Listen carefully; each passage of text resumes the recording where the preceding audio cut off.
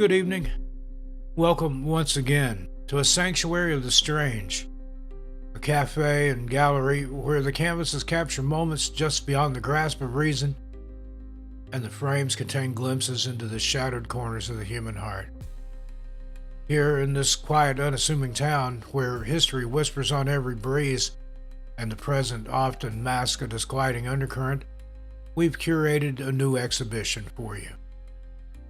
These tales, each a brushstroke of the bizarre, a study in the unsettling, a testament to the fact that the ordinary world often casts the longest, most distorted shadows.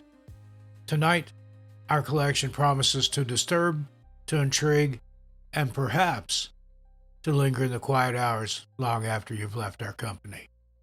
Come in. The Night Cafe awaits.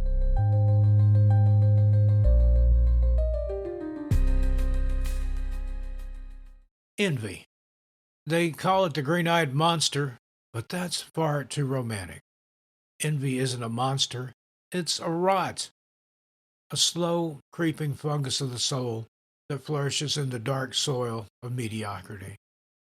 Meet Sid Fincher, a writer by ambition, but a hack by trade, a man who looked at the blank page and saw it not opportunity, but a mirror reflecting his own inadequacy. For men like Sid, a shortcut is more tempting than a muse, and a miracle is just a means to an ugly end. This is his story, a cautionary tale about the lethal grammar of malice, immortalized here in oil and ink. We call it Final Draft. The heat of the July evening was thick and suffocating in Sid Fincher's third floor walk up. It smelled of stale cigarette smoke, cheap whiskey, and the bitter perfume of failure. Rejection slips, like pinned butterflies, decorated a corkboard above a desk littered with crumpled paper and overflowing ashtrays. On his flickering laptop screen was an article from a Boston literary journal. It featured a smirking, handsome photograph of Anderson Dixon. Boston's own literary lion roars again, the headline read. Sid spat the name like it was poison. Dixon. Everything came easy to Dixon. The talent, the accolades, the seven-figure advances, the charming summer home over on the Cape.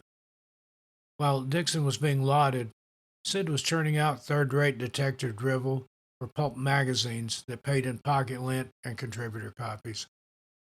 With a guttural roar of frustration, Sid slammed his fist down on his laptop. The screen fractured into a spider web of dead pixels. He stared at it, breathing heavily. He had a deadline. He needed to write. Then he remembered.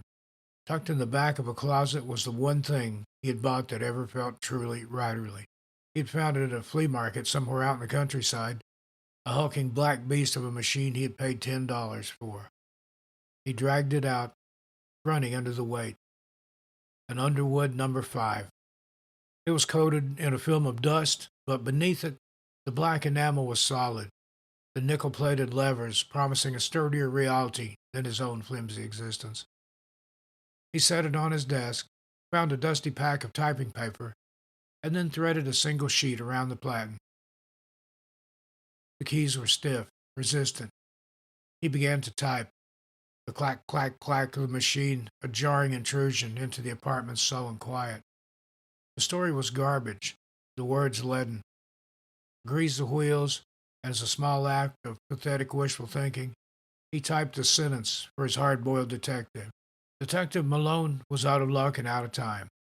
As he trudged down the rain-slicked alley, a crisp $50 bill, caught in a sudden updraft, slapped against his pant leg. He scoffed at the absurdity, ripped the page out, and crumpled it into a ball. He stood up to pour himself another whiskey. As he passed the open window, a sudden, unseasonable gust of wind rattled the screen. Something green fluttered against the mesh, held there for a moment before dropping to the floor. It was a $50 bill. Sid froze, the bottle halfway to his glass. He couldn't believe his eyes. Had to be a coincidence. Someone upstairs dropped it. Yes, that was it. But the seed of a fantastic, terrifying idea had been planted. He had to know. He scrambled back to the old typewriter, his hands trembling. He threaded a new sheet of paper. He had to pick something specific, something undeniable. His eyes darted around the miserable apartment and landed on the ancient steam radiator in the corner. For weeks, it had emitted a high pitched, maddening squeal, a constant soundtrack to his failure. He hunched over the keys, typing with a strange new reverence. The irritating squeal from the radiator pipe, which had plagued him for weeks, suddenly and inexplicably fell silent. He struck the period with a sharp final thwack, and in the ensuing silence, the squeal was gone. Not faded, not diminished, gone. The silence was absolute, profound. A slow, wolfish grin spread across Sid's face. The air crackled. The world was no longer a fixed and cruel stage upon which he was a bit player. It was a manuscript, and he held the pen. That night, he typed that the surly landlord would cheerfully forgive his 2 months of back rent. The next morning, it happened. He typed that the beautiful, disdainful barista at the corner coffee shop would slip him her number with a conspiratorial wink. It happened. He had found the ultimate shortcut, the final glorious cheat code. But his small victories felt hollow. His mind, conditioned by years of resentment, inevitably returned to Anderson Dixon. Why should Sid have to build a new life from scratch when Dixon already had one? It wasn't enough to have his own success. Dixon, his arch nemesis, had to fall. That Thursday evening, it reached a fever pitch. A local news segment celebrated Dixon's latest award. There he was, standing on the manicured lawn of his Cape Cod home, smiling that easy, confident smile. "I'm just so grateful," Dixon said to the camera. "Writing is a gift, and I'm just the vessel." "Vessel," Sid snarled at the screen, his face contorted with hate. "You're a thief, Dixon. You stole the life that should have been mine." That was it. The decision was made. He wouldn't just write himself a fortune. He would write an obituary. He sat before the Underwood, the machine seeming to hum with a dark energy, waiting for its instruction. He rolled in a fresh, clean sheet of paper. This would be his masterpiece. He typed with a vicious, surgical precision, crafting a scene of perfect poetic justice. He described the tranquil beauty of Dixon's Cape Cod home, the way the sun glittered on the water. He set the stage for a fall from grace that would be both shocking and, to Sid, deeply satisfying. Then he began the final sentence, the kill shot, savoring each word as it appeared on the page. And in the end, on a quiet Thursday evening in July, the acclaimed author, Anderson Dixon, met a gruesome and unforeseen fate. Sid leaned in close, mesmerized with the power flowing through his fingertips, a god in his own grubby apartment. The cheap polyester tie he wore dangled just over the keyboard. As the type hammer for the E in fate rose to strike the ribbon, its metal tooth snagged a single thread of the tie. The machine did not pause. As his fingers moved to the next key, the carriage began its automatic slide to the left, pulling the thread, pulling the tie, pulling him. He was yanked forward, his chin smacking hard against the typewriter's metal frame. His tie was instantly drawn tight, caught between the roller and the paper guides. A choked gasp escaped his lips. He clawed at his neck, but the knot was like iron, the machine's unforgiving mechanics holding it fast. His struggles were useless. In his panicked, flailing terror, his hands slammed against the keyboard, striking random keys. Through his bulging, tear-filled eyes, Sid watched in ultimate horror as the typewriter, as if possessed, used his own dying spasms to finish the sentence he had started. The clacking keys were the last sound he ever heard. His vision blurred, the words on the page swimming before him as the world went black, strangled by his own twisted narrative. The machine fell silent. It had been given a command. An author was to be strangled. It didn't care about names or intent. It only cared about the narrative. And in that moment, Sid Fincher was the only author in the room. Poetic justice is rarely poetic to the one receiving it. Sid Fincher finally wrote a perfect ending, one with unimpeachable logic and a satisfying ironic twist. I just never imagined he was writing an autobiography, a final proof that for those who would use a gift for malice, the story always, eventually, turns on its author. A last grim edition, printed and bound here in the Night Cafe.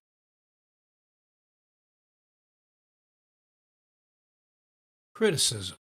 In its purest form, it's a dialogue, a search for understanding between the creator and the observer.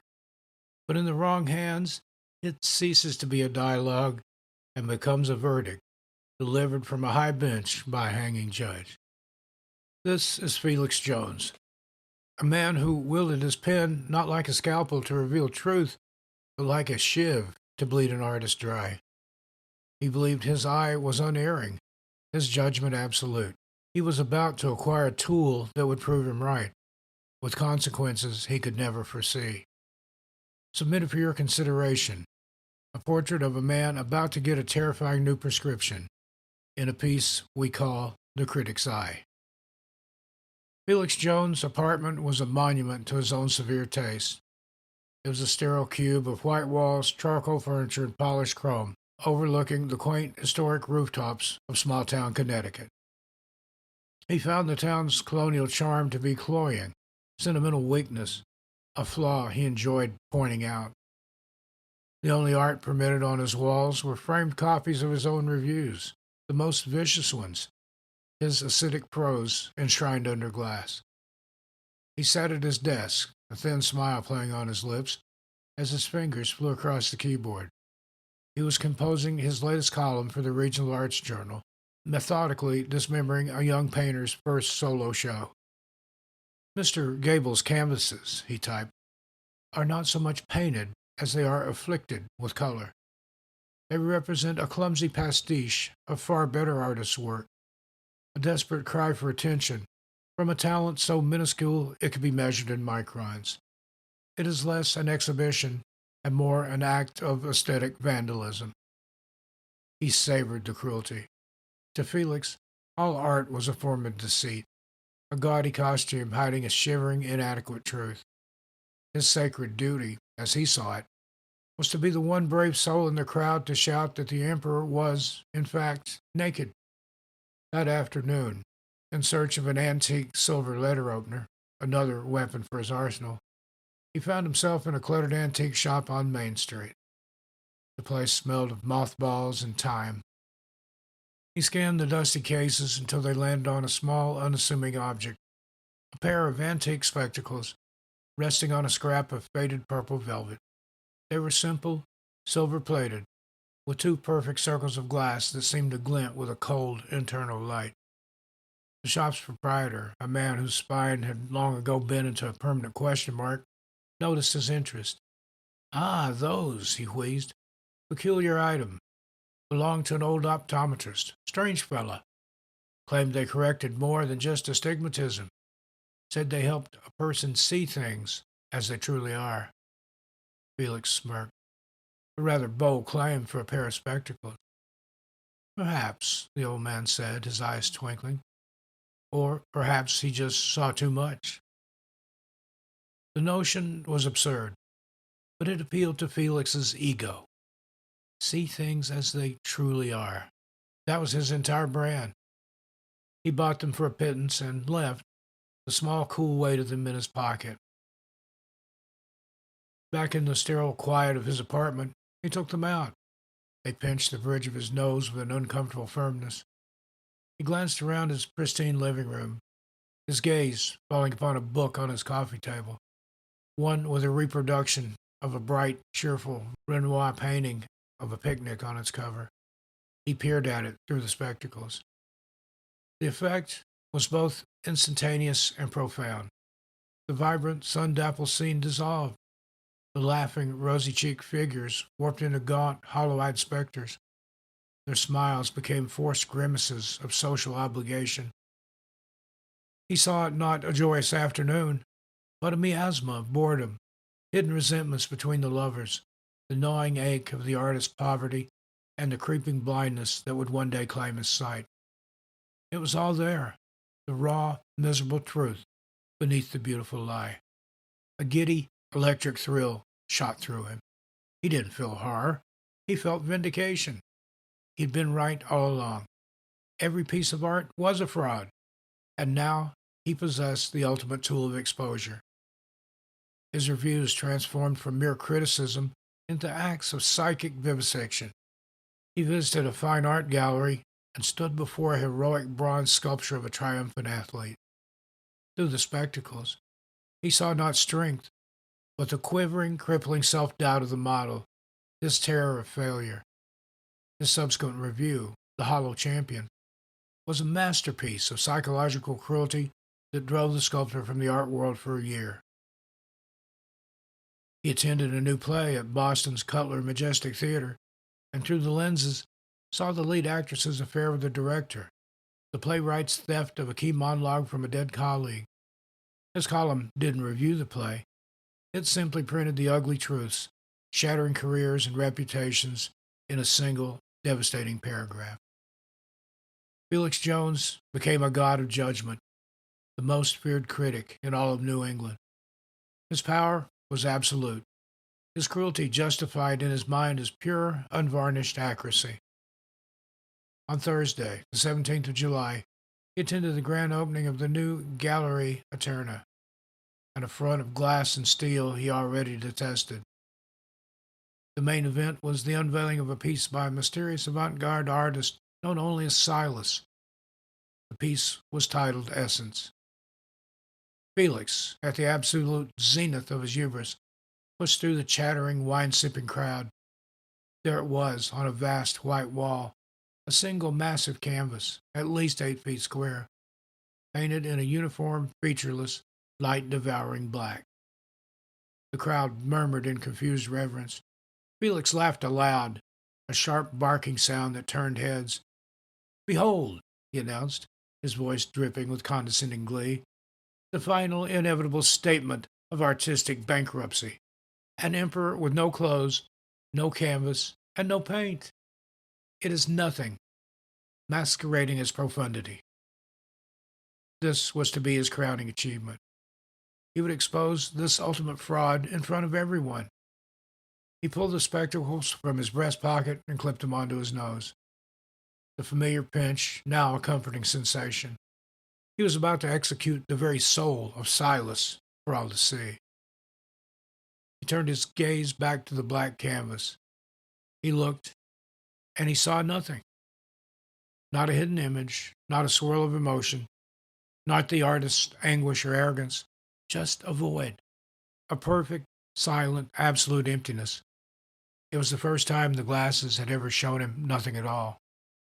He felt a flicker of confusion, of frustration. He stepped closer, his reflection a faint ghost on the glossy black surface. And then he saw it. He wasn't looking at the canvas anymore. He was looking at himself, framed perfectly in the blackness, illuminated by the gallery lights. And through the lens of the spectacles, he saw his reflection as it truly was. It was not the face of a superior, intelligent man. It was a horror, a dried, shriveled husk, a nightmare of spiritual decay. Where his eyes should have been, there were only hollow sockets filled with cobwebs. His mouth was a silent O, a portal to a vast, starless inner void. He saw a soul so consumed by envy and the destruction of others' creativity that nothing, not one shred of light or love or empathy or joy, remained. He had spent his entire life searching for the emptiness in others, only to discover the abyss was within himself.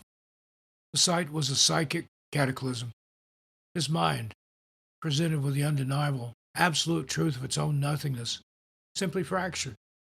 A scream built in his lungs, but died in his throat. His eyes, the ones the real world saw, went wide and blank. The spectacles slipped from his nose, shattering on the polished concrete floor. Felix Jones stood there, motionless, catatonic, staring at the black canvas, trapped. A man who judged the world, now locked in a permanent, silent judgment of his own empty reflection. Exit Felix Jones, a man who flew too close to the truth on wings of malice. He demanded to see the world without its beautiful lies and was finally granted his wish. He forgot the first rule of optics. Any lens that powerful must, in the end, also be a mirror. He has become what he always searched for in others, a hollow exhibit, a silent testament to a vacant soul, a permanent installation, now on display here in the Night Cafe.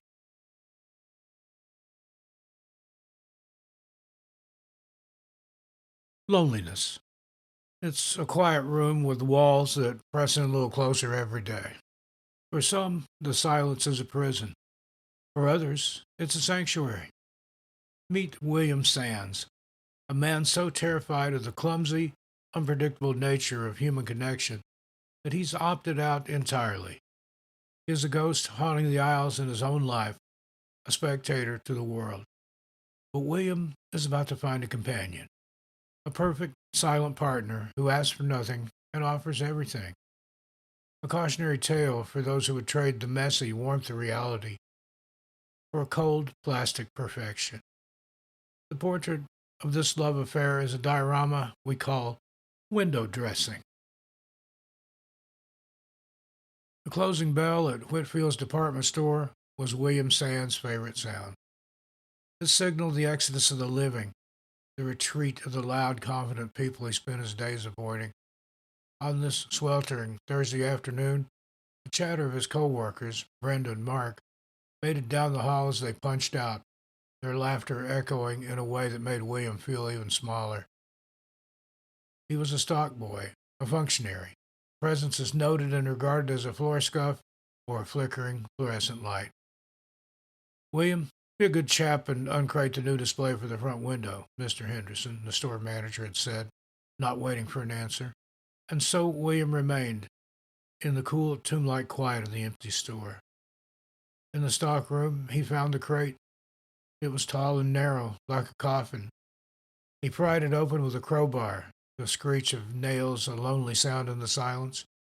Inside, nestled in a cloud of packing straw, was her. She wasn't like the other mannequins, with their abstract, vaguely bored expressions. This one was a work of art. Her face was sculpted with a startling, uncanny realism. High cheekbones, lips parted in a soft, contemplative sigh, and glass eyes of a deep, intelligent blue that seemed to hold a universe of calm. Her fiberglass hands were delicate, the fingers elegantly curved. William, who could barely meet the gaze of the checkout girls, found he could not look away from her. He carefully lifted her from her wooden prison. She was cool to the touch and lighter than he expected. He named her instantly, the name floating into his mind as if she'd whispered it herself. Eliza. The process of preparing her for the main window display became a private, reverent ceremony. He wiped the dust from her placid face, selected a simple, elegant summer dress, and gently guided her inanimate arms into the sleeves. He arranged her in the window, her pose of silent grace, looking out onto the sleepy Main Street. She was perfect, and she was his. His life acquired a new secret purpose. Every night, long after Mr. Henderson had locked up and gone home, William would stay behind. He'd pull up a stool to the inside of the window display and talk to Eliza. At first, he just mumbled about inventory and stock levels, but soon the dam of loneliness broke. He told her of the sting of being ignored, of the casual cruelty of Mark's jokes, of his crippling inability to speak a full sentence to Brenda without stammering. Eliza listened, her serene gaze never wavering. She was the perfect confidant, beautiful, attentive, and blessedly, wonderfully silent. She never judged. She never interrupted. She simply stood, a perfect vessel for his every secret sorrow. One night, choked with a feeling of profound isolation, He pressed his hand against the cool, thick glass separating him from her. I wish you were real, Eliza, he whispered, his breath fogging the pain. I wish you were here with me. In her reflection, distorted by the curve of the glass, he thought he saw her head turn, just a fraction. A trick of the light, he told himself, a phantom of his own desperate imagination. But the next night, it happened again. As he was lamenting another slight from his co-workers, he saw her hand, resting on a decorative pedestal, twitch. One long, perfect finger, slowly, deliberately, curled and then uncurled. William's heart seized, not with fear, but with a dizzying, electric joy. It was real. He wasn't mad. He leaned closer, his voice a hushed, reverent whisper. Eliza? Her head turned, a slow, smooth, silent motion, until her blue glass eyes were looking directly at him. His obsession, already total, became absolute. He rebuffed Brenda's friendly attempts to include him in coffee breaks. He ignored Mr. Henderson's memos. The real world, with its messy demands and flawed, unpredictable people, became a gray and irritating distraction. The only reality that mattered was in the silent, empty store at night, where his perfect plaster love came to life just for him. Her movements grew more confident. A graceful turn of the wrist, a shift of her weight, a tilt of the head. She never spoke, and to William, this was her greatest virtue. She was pure, uncomplicated adoration. On the final night, a violent thunderstorm descended upon the town. Rain lashed against the large window displays, and lightning threw stark, jagged shadows across the silent sales floor. William was inside the window display with her, having used Mr. Henderson's key. He was carefully polishing her face with a soft chamois cloth, shielding her from the storm outside. They don't understand, Eliza, he murmured over the rumble of the thunder. No one could ever understand like you do. I don't want to go back out there tomorrow. I just want to stay here, with you, always. He leaned in, his living, breathing warmth a stark contrast to her cool, smooth surface. He closed his eyes and pressed his lips to her cold, painted ones. At that exact moment, a bolt of lightning struck a nearby transformer.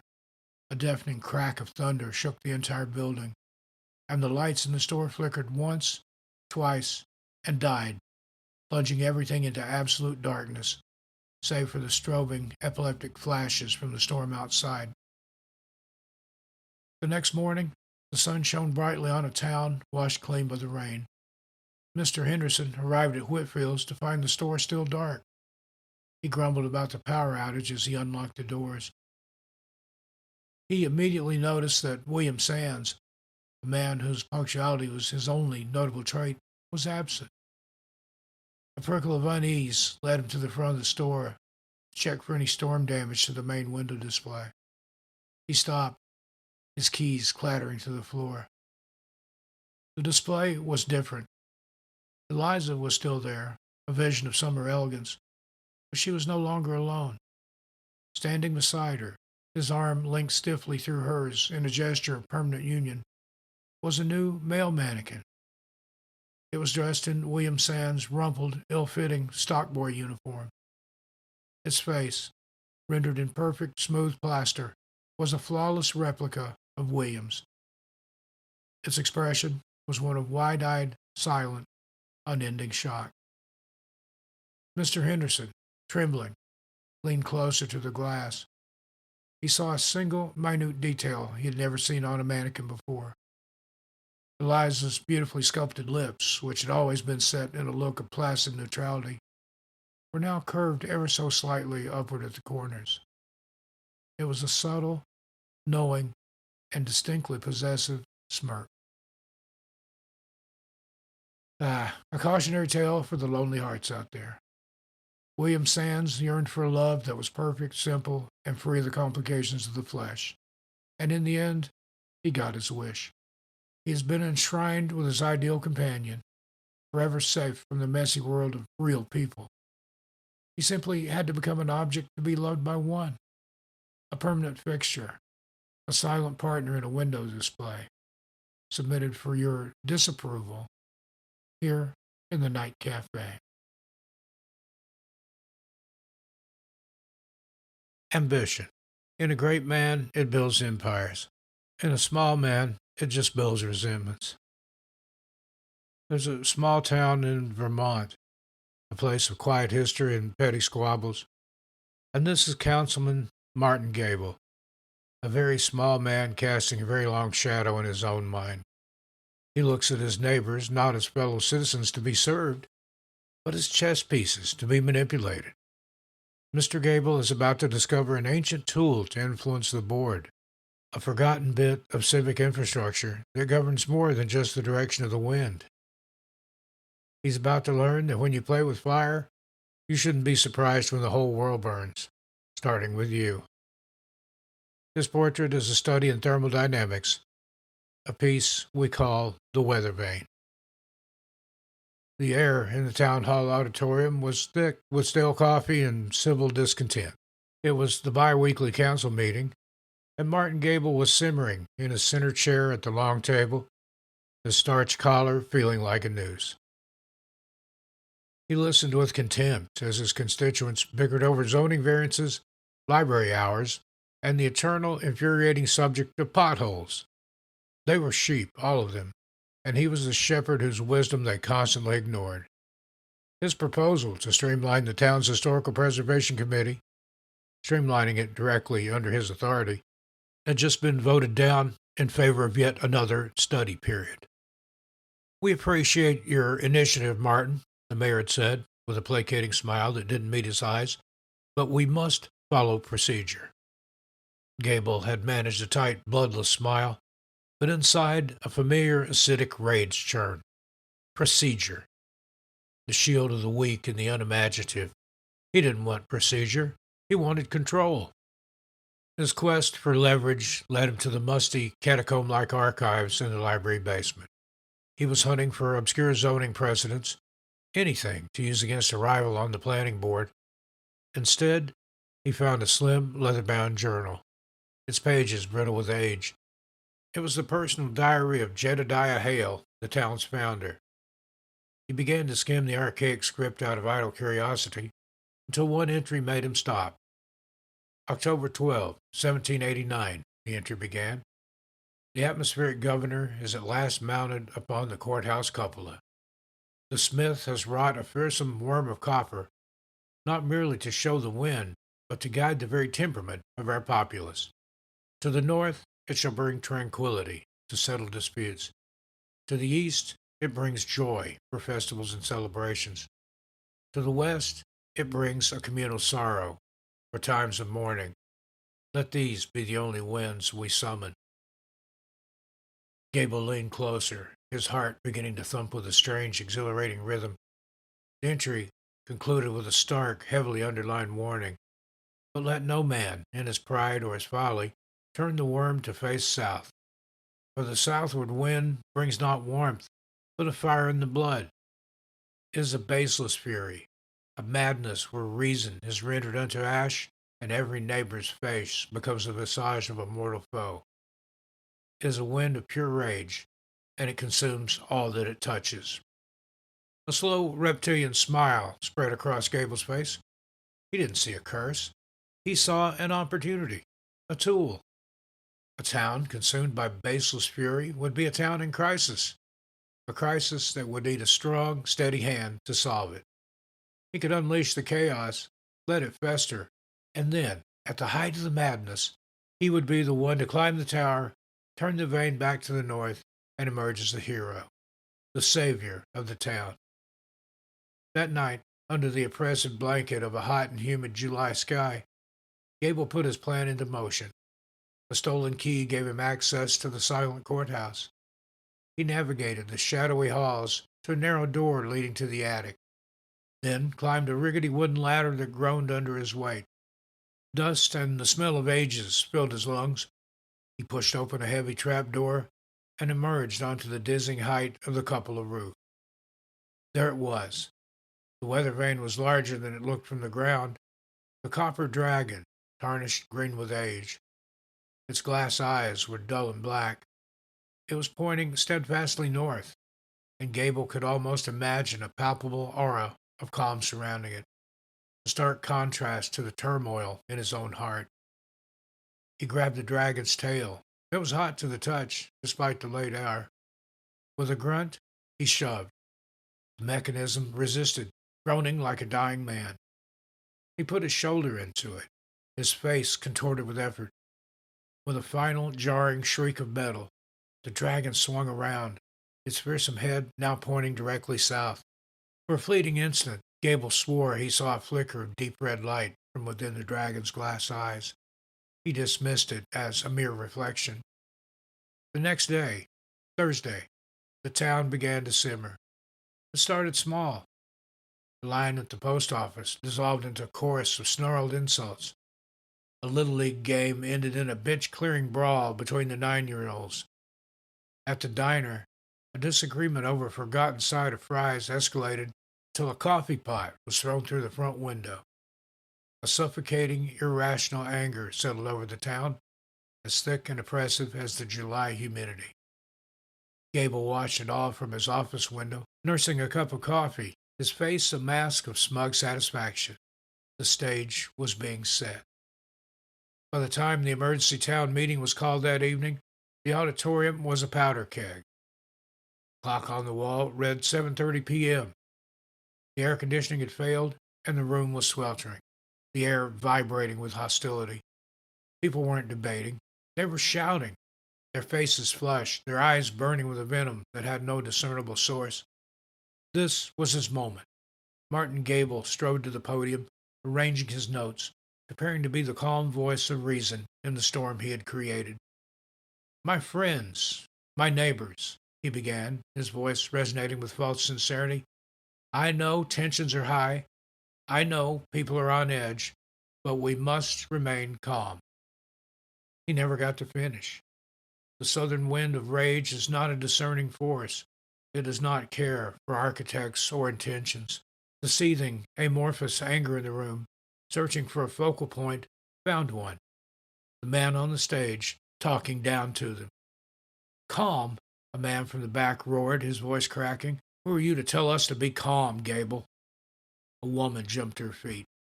"You always think you're better than us, sitting up here with your smug look."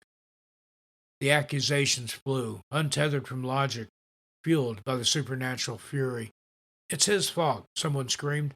"Everything started going wrong when he started talking." The sentiment, utterly baseless, spread through the crowd like wildfire. "He's the reason for this. Look at him. He's enjoying this." The mob surged forward. The 2 police officers stationed by the stage were swept aside, their own faces masked with the same irrational anger. Gable's confident smile dissolved into a mask of pure terror. He opened his mouth to protest, to explain, but his voice was swallowed by the roar of the crowd. He looked out and saw not his neighbors, not the sheep he had intended to manipulate, but a sea of contorted faces, their eyes burning with the very fire he had so proudly unleashed. A final town meeting for Councilman Martin Gable, a man who read a warning and saw only an instruction manual. He wanted to harness a hurricane of human rage and ride it to power. But he failed to grasp the nature of the storm. It does not serve a master. It only consumes. Mr. Gable had just faced the will of his constituents, a unanimous vote of no confidence delivered with a terrifying passion. A heated debate, concluded for all time, here in the Night Cafe. What is history?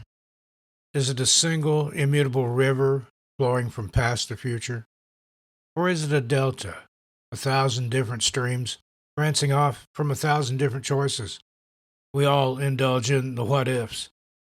What if a battle was lost instead of won? What if a leader turned left instead of right? For most of us, it's a harmless parlor game. But for Barry Connell, a man more comfortable with the reassuring glow of a vacuum tube than the harsh light of day, The what ifs are about to become what is. He's a lonely fisherman of the airwaves, casting his line into the static, not realizing he's about to hook something that will pull him under for good. His final broadcast is captured here, in a study of horrifying reception we call wavelengths. Barry Connell's world was a basement in a modest house on Maple Street. Upstairs, the real world made its noises, the drone of lawnmowers, the laughter of neighbors, the rumble of traffic down the highway. But down here, in his sanctuary, the only sounds were the ones he permitted. The hum of an oscilloscope, the gentle scratch of a schematic being unrolled, and the clean, satisfying hiss of a hot soldering iron meeting its mark. Barry didn't build things so much as he resurrected them. He was a restorer of old radios, a connoisseur of forgotten voices. His newest acquisition, the crown jewel of his collection, sat on his workbench. It was a 1934 Philco Cathedral radio, its arched top and polished walnut veneer a monument to a simpler time. He'd spent 2 weeks patiently bringing it back to life, replacing brittle cloth-wrapped wires and testing the elegant glowing vacuum tubes. The final step was a loose connection on the main capacitor's terminal, a small flaw he noted with a mental check mark to secure properly later. For now, the excitement was just too great. He plugged it in. A low, warm hum filled the workshop, and the large circular dial lit up with an amber glow as rich as honey. He turned the heavy bakelite knob, and the needle glided across the frequency band. He heard the familiar chatter of sports radio, the tinny sound of a pop station, the sober cadence of the local news. Then, as he moved the needle past 1200 a.m. into a dead zone that should have been pure static, a voice emerged. It was a news broadcast, impossibly clear, but the words were all wrong. And President Sinatra, speaking from the White House in Hollywood, California, today vowed to lower taxes on the motion picture industry. Barry froze, his brow furrowed. It had to be a prank, a pirate radio station. But the signal was too powerful, the production too slick. He turned the knob a fraction more. The broadcast faded, replaced by another, a man speaking German, talking joyfully about the upcoming celebration for Kaiser Wilhelm III's birthday. Another turn, a jingle for Ford Atomico, the family car with a nuclear heart. A dizzying, terrifying, exhilarating thought began to form in Barry's mind. The radio wasn't just picking up frequencies, it was picking up realities. The world upstairs ceased to exist for him. His part-time job repairing electronics was forgotten. The concerned voicemails from his sister went unanswered. His entire existence became a pilgrimage through the static. He bought a large map and a set of notebooks, logging his discoveries. Each millimeter turned the dial was a step into a different timeline. He listened to broadcasts from the Confederate States of America, where skirmishes with the Northern Union were still reported along the Ohio River. He heard the clipped British accents of newscasters in the Republic of New England. He spent a whole evening mesmerized by the chanted sermons broadcast from the theocratic world capital of Deseret. He was no longer just Barry Connell, lonely hobbyist. He was a chronicler of infinity, a sole audience to a million might-have-beens. Which brought him to this afternoon, Thursday, July 17th, 2025. He was unshaven, bleary-eyed from lack of sleep, but his spirit soared. He had found the cleanest signal yet, a wavelength so stable it felt like it was being broadcast from next door. He twisted a fine-tuning knob, and the voice came through the ornate grill cloth. It was a local broadcast. The announcer was talking about the punishing summer heat wave in central Massachusetts. He sounded calm, familiar. Barry assumed it was WSTB, the actual local station, that the Philco had somehow drifted back to his own reality's frequency. He relaxed, leaning back in his chair, momentarily a citizen of his own world again. The announcer's tone shifted. And we have some breaking news just coming into our studio. A prickle of unease ran down Barry's spine. the announcer's voice. It was the host from WSTV, but he sounded older, sadder, more authoritative. "We're getting reports," the voice continued, grave and measured, "of a fatal accident here in town. Details are coming in, but emergency services are on the scene at a house on Maple Street." Barry sat bolt upright. His street. His heart began to pound in his chest. "It appears the victim is a local man, a reclusive electronics hobbyist named Barry Connell." The soldering iron slipped from Barry's numb fingers, clattering onto the floor. The workshop seemed to shrink around him, the air growing thin and cold. This wasn't a prank. This wasn't a story from another world. This was a report, a future report, or maybe a present one. The timeline was collapsing. The somber voice from the radio delivered the final, terrible details. "According to the preliminary report from emergency services, the accident occurred just moments ago. The official time of death is being logged at approximately 3:15 p.m. Eastern Daylight Time. It appears Mr. Connell was working on a piece of antique electronic equipment when he was accidentally electrocuted. A tragic and ironic end for a man who spent his life surrounded by such things." Barry's eyes darted to the red digital clock on his workbench. Its numerals burned into his vision. 3:15 p.m. and 24 seconds. His mind fractured. In a state of pure, unthinking shock, he lunged for the radio, to turn it off, to silence the voice of his own obituary. His hand, slick with sweat, slipped on the polished wood of the chassis. To steady himself, his fingers scrambled for purchase, brushing against the back of the machine. They found the loose, high-voltage lead of the main capacitor he had neglected to secure. The clock said 3:15 p.m. and 26 seconds. There was a brilliant, blinding blue flash. A sound like a whip crack echoed through the basement, and the sharp, clean smell of ozone instantly filled the air. The lights in the workshop and in Barry's eyes flickered and died. The only thing left running was the Philco radio, its dial still glowing with a warm amber light, humming softly into the new and now permanent silence. So, for every what if, there is a what is. For every road not taken, there is the one you're on. Barry Connell, explorer of alternate histories, spent the remainder of his life listening to the echoes of worlds that might have been. He never considered, though, that on his own wavelength, the story had a final, unchangeable ending, already written and waiting to be broadcast. He finally tuned into his own frequency, just in time to hear his own sign-off. A final, fatal news bulletin, received loud and clear, here in the Night Cafe.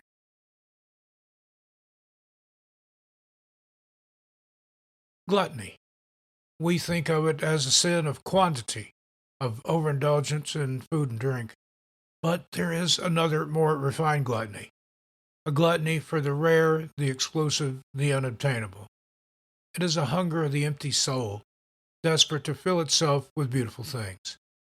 Submitted for your consideration, Gene Arnold and Brian Cohen, two gentlemen of leisure, connoisseurs of everything and masters of nothing. Their lives are a meticulously curated collection of objects, a fortress against the vulgarity of the common man. They're about to make their final, most prized acquisition, a vintage that promises an endless spirit, but demands a terrible price in return. Their story is a still life, a portrait we call the connoisseur's bottle. The drawing room of Gene and Byron's home was less a living space and more a statement of aggressive taste.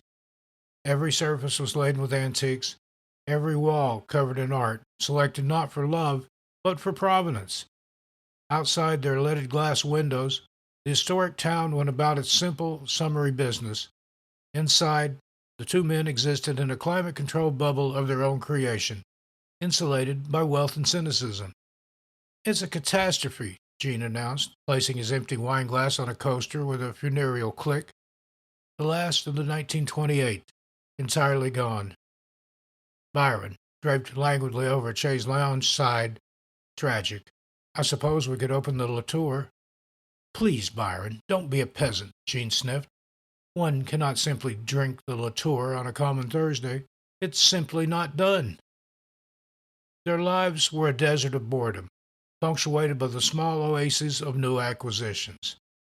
This boredom led them to a private estate auction for the collection of a recently deceased recluse, a man rumored to have possessed some of the rarest artifacts in all of New York. While others bid on furniture and paintings, Jean and Byron descended to the wine cellar.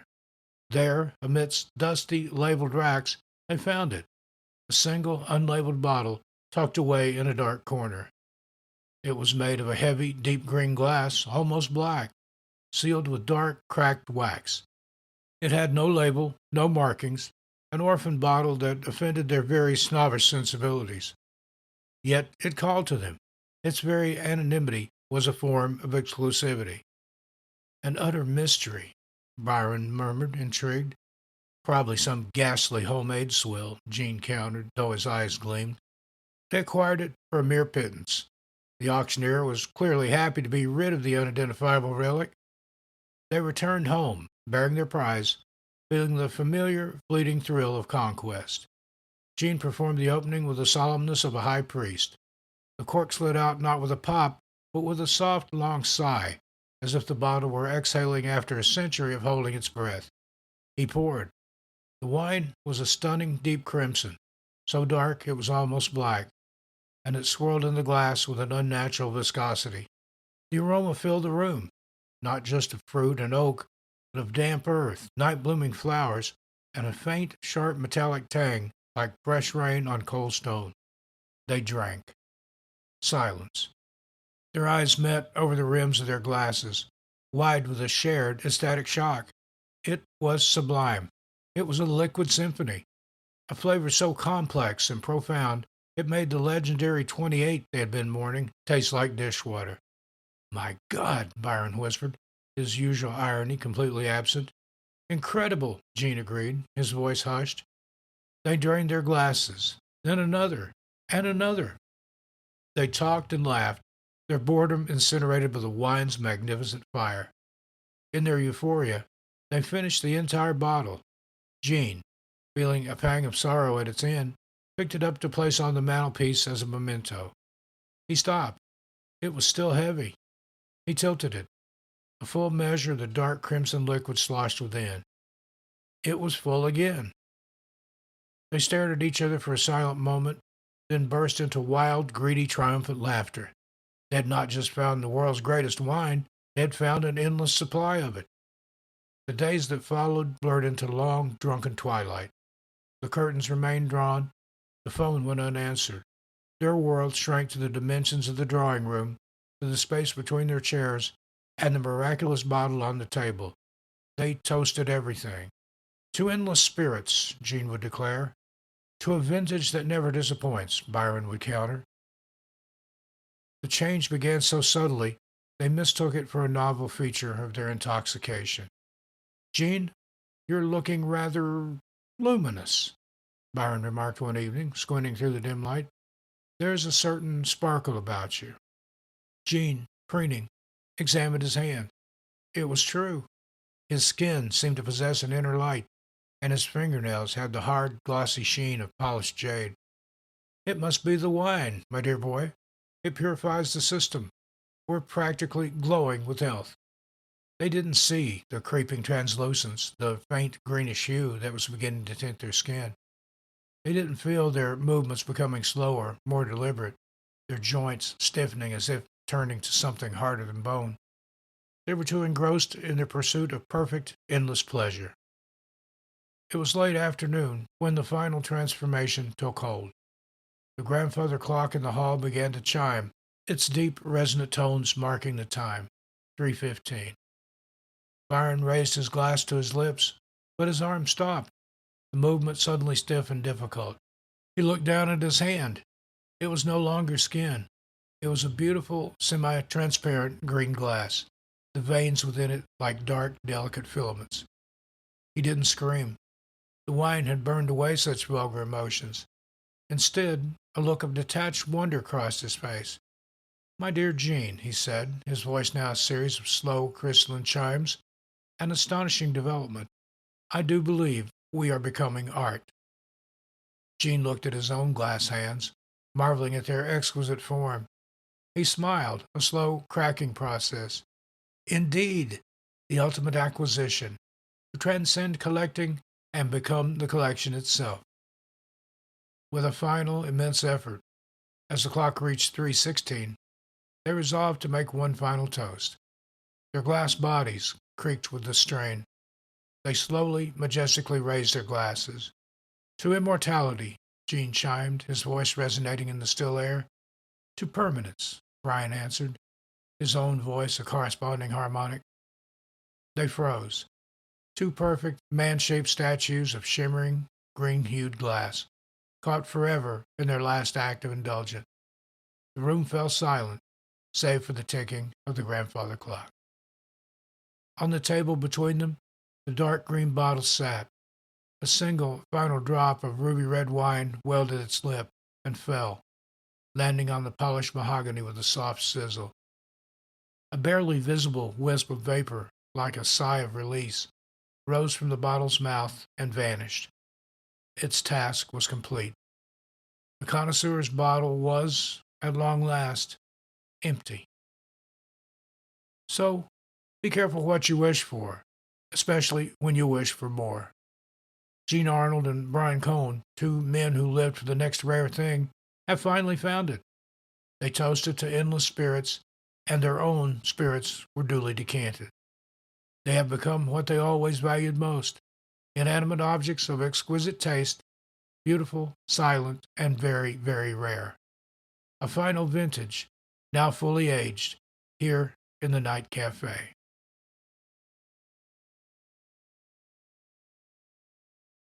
And so, dear friends, our brief sojourn into the disquieting concludes for this evening. We trust that these glimpses into the uncanny, these fleeting moments of the bizarre captured on canvas, will accompany you as you return to the familiar comforts of your world. Remember, though, the line between the ordinary and the otherworldly is often much, much thinner than we perceive, and the shadows in our own homes may hold tales just as strange as those we've unveiled here tonight. Until we meet again in the silence of the Night Cafe, good night. I'm Steve Stockton. Thanks for listening.